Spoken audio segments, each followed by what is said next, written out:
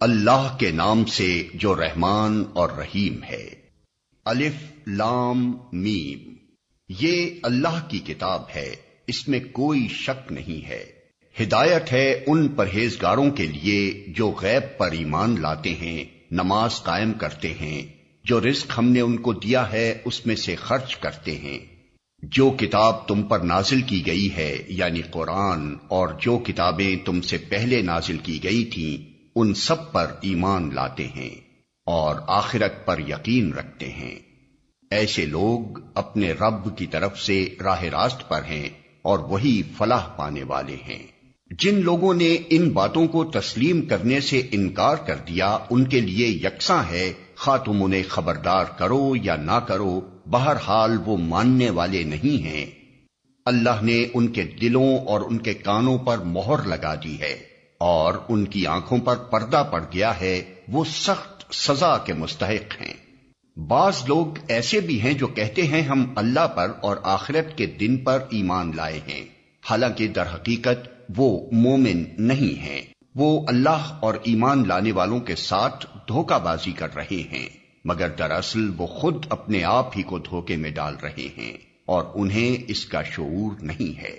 ان کے دلوں میں ایک بیماری ہے جسے اللہ نے اور زیادہ بڑھا دیا ہے، اور جو جھوٹ وہ بولتے ہیں اس کی پاداش میں ان کے لیے دردناک سزا ہے۔ جب کبھی ان سے کہا گیا کہ زمین میں فساد برپا نہ کرو تو انہوں نے یہی کہا کہ ہم تو اصلاح کرنے والے ہیں۔ خبردار، حقیقت میں یہی لوگ مفسد ہیں مگر انہیں شعور نہیں ہے۔ اور جب ان سے کہا گیا کہ جس طرح دوسرے لوگ ایمان لائے ہیں اسی طرح تم بھی ایمان لاؤ تو انہوں نے یہی جواب دیا، کیا ہم بے وقوفوں کی طرح ایمان لائیں؟ خبردار، حقیقت میں تو یہ خود بے وقوف ہیں مگر یہ جانتے نہیں ہیں۔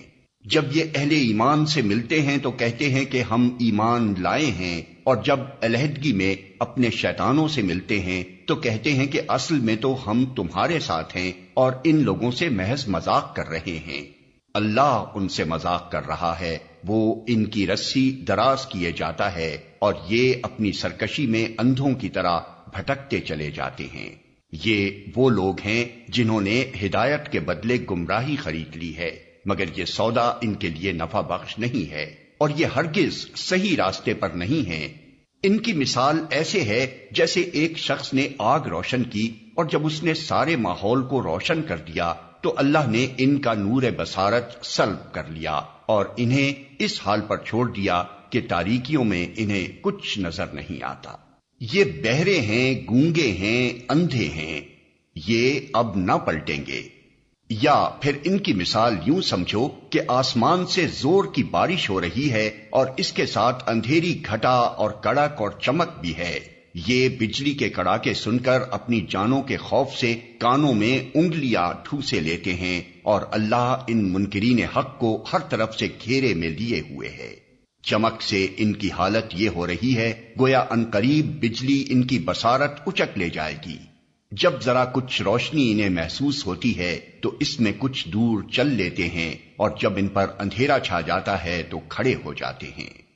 اللہ چاہتا تو ان کی سماعت اور بصارت بالکل ہی سلب کر لیتا، یقیناً وہ ہر چیز پر قادر ہے۔